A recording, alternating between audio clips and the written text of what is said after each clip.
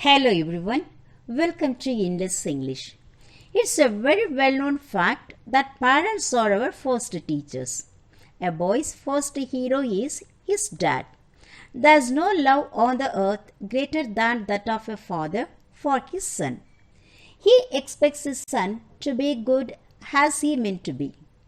The poem A Father to His Son speaks about the worldly wisdom given by a father to his son.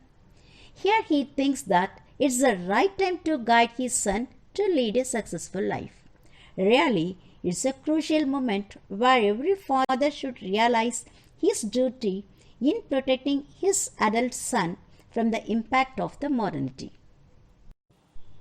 The poem A Father to His Son was written by Carl August Sandburg. He was an American poet who won 3 Pulitzer Awards for his poetry. He was widely regarded for his volumes of his poems, including Chicago Poems in 1916, Corn Huskers in 1918, Smoke and Steel in 1920. President Lyndon B. Johnson observed that he was more than the voice of America, more than the poet of his strength. In this poem, a father is advising his son how to lead a successful life in this world. Here the poet plays the role of the father. The son stands for you, the readers. The father gives guidance to his son in this poem. A father sees his son nearing manhood. What shall he tell that son? A father sees his son at the point of manhood. He wants that his son should be given proper guidance to explore and take challenges in life because he believes that life is real and interesting. Life is hard, be still, be a rock, and this might stand him for the storms and serve him for humdrum monotony. The father advises his son to be hard like a rock and steel because life is not comfortable to anyone. If he is hard, he can face any challenges in his life and he can withstand or bear the boring moments of his life. And guide him among sudden betrayals and tighten him for slack moments. Being hard can also guide him to realize who is true and who is false and also helps him to be active in his slow progress in the journey of his life. Life is a soft law. Be gentle, go easy. And this too might serve him. Brutes have been gentled where lashes failed. Here the father says how life is to be taken. Life is a fertile soil. If we sow the gentleness and take life as it comes, we can make our life fruitful. Sometimes gentleness overtakes harshness. Harsh people can be calmed down by gentleness, whereas the whip will fail to do so. The growth of a frail flower in a path up has sometimes shattered and split a rock. A hard rock gives way for a frail flower to grow. Likewise, a hard-hearted person can be made soft-hearted by our gentle way of approaching. A tough will counts, so does desire. So does a rich soft wanting. Without rich wanting, nothing arrives. Here the father says, one must have a strong willpower. In this busy life, in this competitive world, one must possess a strong willpower and deep desire to reach our goal and taste the success. Definitely, one must have wish to become wealthy. We all know that without money, nothing can be done, isn't it? Money makes many, so one should wish to become wealthy. Tell him too much money has killed men and left them dead years before burial. When it is said you must have desire for wealth, we should not forget that we should not have greed for money because money killed many before they really tried. There's a story about the greediness of a king for gold. There was a king named Midas. He got his wish granted by God. His wish was whatever he touched, it should become gold. How it is possible for a man to be without touching his food and water? So what happened? Whatever he touched, his belonging, things, land, everything became gold, including his family and his loving daughter. His greed destroyed him at the end. So we should not have greed for money. The quest of looker beyond a few easy needs has twisted good enough men sometimes into dry-throated worms. Sometimes good men also have fallen prey in search of easy money. We might have heard about the stories of many men who have turned criminals due to their over-desire to money. So we should be very careful in accumulating the wealth. Tell him time as his stuff can be wasted. Tell him to be a fool ever so often and to have no shame over having been a fool, yet learning something out of every folly, hoping to repeat none of the cheap follies.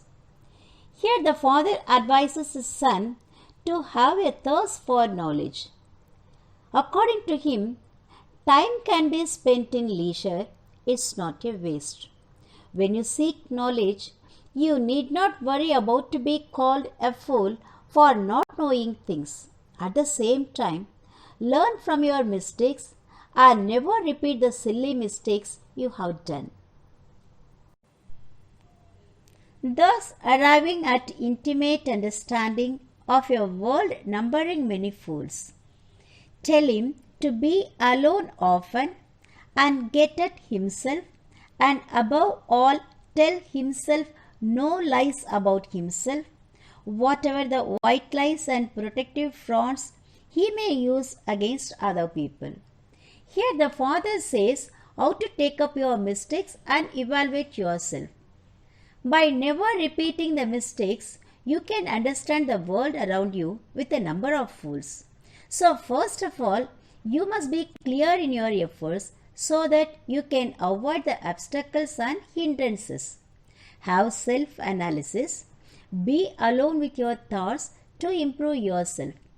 Don't hesitate to accept your shortcomings, failures or mistakes. Avoid saying lies to protect yourself.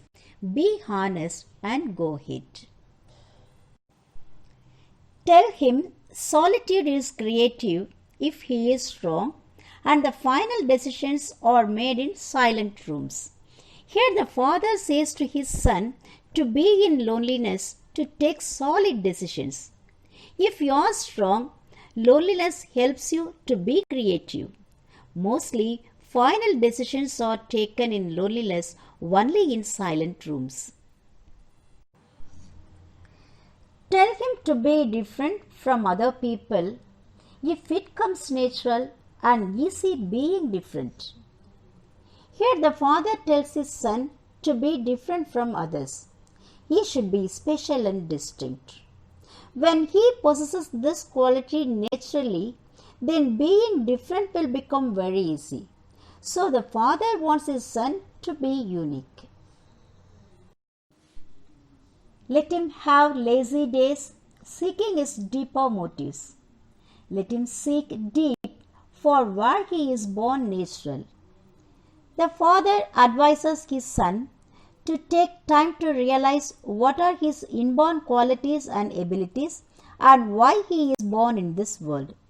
Unless and otherwise he doesn't realize this, he can't plan for his goal.